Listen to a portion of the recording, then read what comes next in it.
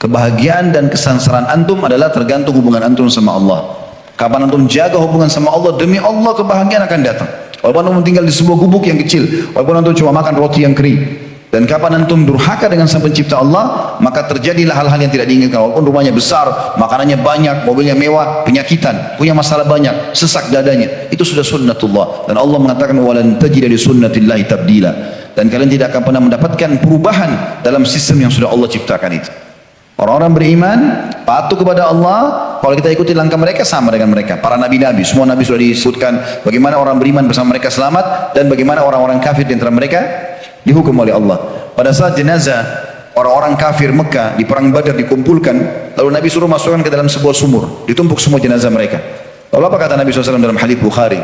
Wahai fulan bin fulan, dipanggil. Wahai Abu Jahal, wahai Umayyah bin Khalaf, wahai fulan, fulan, disebutkan nama-namanya. Apakah kalian sudah mendapatkan apa yang Tuhan kalian ancamkan buat kalian? Sesungguhnya kata Nabi, aku telah mendapatkan apa yang Tuhanku janjikan untukku. Artinya, karena aku beriman, Allah berikan kemenangan. Kalian sekarang mati dalam keadaan kafir, pasti kalian sudah dapatkan juga ancaman neraka itu. Apa kata Umar bin Khattab di sebelah Nabi SAW radhiyallahu anhu? Ya Rasulullah, apakah mereka mendengar Anda sementara mereka sudah mati? Kata Nabi SAW, sesungguhnya hai Umar, mereka lebih jelas mendengarkan suaraku daripada engkau mendengarkan suaraku. Artinya Allah buat mujizat buat Nabi SAW. Bukan semua orang bisa berbicara dengan orang mati, tapi mujizat. Maka Nabi SAW mengatakan Allah buat mereka mendengar itu, dan mereka sudah mendapatkan ancaman-ancaman itu. Ada juga buku teman-teman sekalian ditulis oleh Ibnu Rajab rahimahullah, judulnya itu kalau tidak salah 559 kisah nyata alam barzah. Beli buku itu teman-teman. Sekian banyak kisah tentang kuburan orang-orang saleh, tidak sengaja digali, ditemukan masih utuh jenazahnya. Sekian banyak kuburan orang-orang fasik, ahli maksiat, digali penuh dengan siksaan. Waktu di zaman Muawiyah radhiyallahu anhu, salah satu sahabat Nabi yang mulia, tepatnya kurang lebih 50 tahun setelah perang Uhud. Kalau saya tidak salah terjadi ini di tahun 53, kalau saya tidak salah. Sempat ada mata air yang saluran airnya itu kalau mau ditarik untuk penduduk Madinah melewati kuburannya syuhada Uhud. Hamzah, Mus'ab, Abdullah bin Haram, dan sahabat-sahabat Nabi yang lain di perang Uhud, 70 orang itu. Maka Muawiyah mengatakan, coba gali kuburan sebagian syuhada ini supaya saluran airnya bisa lewat, dipindahkan di tempat yang sekarang. Karena perintah khalifah, juga beberapa sahabat hidup zaman itu tidak melarang, maka dilakukanlah. Subhanallah, di antara yang tergali adalah kuburannya sahabat yang mulia Hamzah, dan juga Abdullah bin Haram dan Amr bin Jamuh. Tiga sahabat ini yang terutama yang kena galian kuburan itu. Maka mereka memberikan kesaksian, dan dinukil oleh para ulama hadis tentang kisah ini, bahwasanya jenazah itu masih utuh dengan pakaiannya. Sampai Jabir bin Abdullah, ayahnya Abdullah bin Haram mati syahid di perang Uhud, mengatakan aku melihat jenazah ayahku waktu dia perang Uhud 50 tahun yang lalu.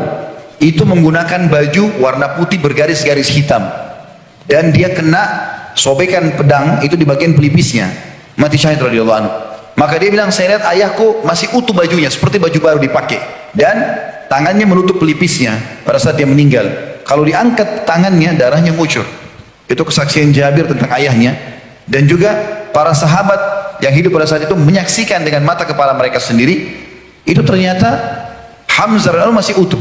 Dan ada sahabat-sahabat yang mengenal Hamzah karena baru 50 tahun, masih ada yang hidup pada saat itu. Dan mereka disebutkan dalam kisah-kisah ini, pada saat mau dicangkul, mau digali kembali kuburan, itu sempat cangkul menyentuh jempol kakinya Hamzah, dan ternyata mengeluarkan darah setelah 50 tahun lebih. Tidak mungkin apa yang disampaikan Allah dan Rasulnya salah. Orang-orang beriman yang sudah tersentuh secara keyakinan akan sangat percaya dengan itu. Ada seorang Arab Badui masuk Islam teman-teman di zaman Nabi SAW masih hidup. Tergopoh-gopoh dia lari ke Madinah. Masuk ke Madinah, cari mana Muhammad, mana yang namanya Muhammad. Ada utusan Allah di sini? Ada. Datang, ya Rasulullah, saya mau syahadat. Langsung syahadat. Orang-orang pada tanya, kenapa tiba-tiba kau syahadat? Kayak orang yang takut jangan sampai dia tidak sempat syahadat. Maka dia cerita. Dia bilang, baru saja terjadi di padang pasir, saya lagi mengembala domba saya, tiba-tiba ada seekor serigala yang mencuri satu domba saya. Karena dombanya besar, serigalanya lebih kecil dari domba tersebut, maka dia keberatan untuk menarik domba itu. Tapi domba ini masih hidup. Maka kata Badui ini, penggembala domba, saya pun mengejar serigala itu sambil memukulnya, dan dia melepaskan domba saya masih hidup. Tiba-tiba serigala itu berbicara bahasa manusia. Kenapa kau mengambil rezeki yang sudah Allah tentukan untukku? Ini kisahnya dalam riwayat yang sahih. Maka berkata orang Badui ini, Bagaimana bisa kau berbicara bahasa manusia? Kata serigala tersebut, apakah kau heran dengan aku bisa Allah mudahkan berbicara seperti ini? Sementara kau tidak merasa heran, di kota Madinah ada utusan Allah datang dan masih ada orang yang tidak mengikutinya. Maka gara-gara itu, dia meninggalkan gembalanya lalu pergi syahadat. Waktu Nabi SAW sampaikan, orang-orang pada terdiam. Apa kata Nabi SAW? Ketahuilah, aku, Abu Bakar dan Umar percaya itu. Artinya apa? Kalian harus percaya informasi ini. Kalau tidak percaya sudah, ini 3 orang ini pasti percaya. Maka orang semua, loh ini berarti dia nyata. Orang percaya ini orang syahadat. Salah satu sahabat Abu Tamim Ad-Dari radhiyallahu anhu, itu seorang Nasrani. Dia pernah naik kapal. Ini sebab dia masuk Islam radhiyallahu anhu. Dalam riwayat Bukhari panjang lebar tentang kisah Dajjal. Mungkin 3-4 lembar atau lebih kisah tentang Tamim Ad-Dari radhiyallahu anhu.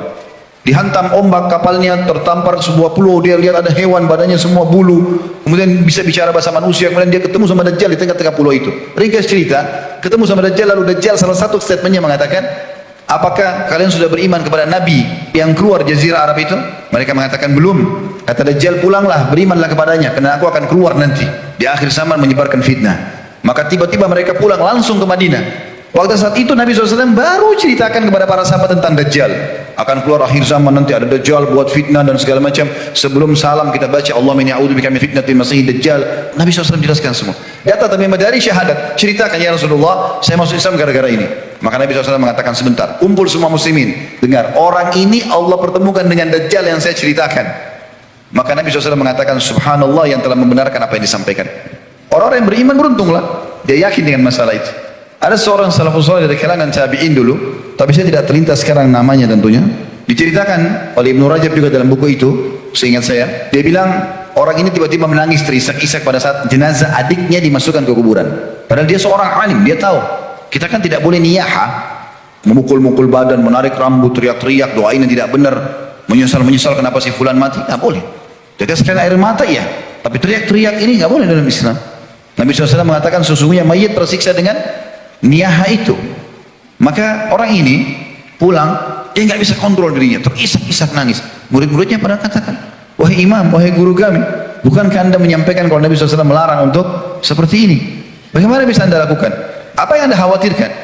Maka kata dia, kisahnya demi Allah, dia bilang, waktu kalian tadi ikut mengantar adik saya ke kuburan, kemudian kalian meninggalkan saya tertinggal sendiri dengan niat ingin mendoakan adik saya. Pada saat sudah tidak ada di kuburan kecuali saya sendiri, saya mendengarkan teriakan minta tolong dari dalam kuburan adik saya, dan saya kenal itu suara adik saya. Maka dia bilang, saya pun menggali kuburan tersebut. Tiba-tiba pada saat saya tiba di jenazahnya, saya temukan di atas dada adik saya rantai besi yang masih menyala dengan api, merusak tubuhnya. Maka aku pun berusaha untuk menarik rantai tersebut dan lihat ini telapak tanganku, semuanya jadi luka bakar. Maka aku pun menangis karena melihat bagaimana kondisi adikku yang sedang disiksa. Dan sekian banyak kisah berhubungan dengan masalah itu. Nabi SAW melewati kuburan, lalu mengatakan 2 penghuni kuburan ini sedang disiksa. Kita nggak bisa lihat, tapi wahyu menyampaikan. Dan mereka berdua disiksa bukan karena hal yang dianggap besar, tapi itu besar sebenarnya di sisi Allah. Yang satu suka adu domba, membuat orang berantem satu sama yang lain. Yang satu tidak cebok pada saat kencing. Fenomena-fenomena ini teman-teman, fakta-fakta yang Allah Subhanahu Wa Taala dan Nabi Muhammad SAW sampaikan. Dan sekian banyak tentunya berita-berita seperti ini.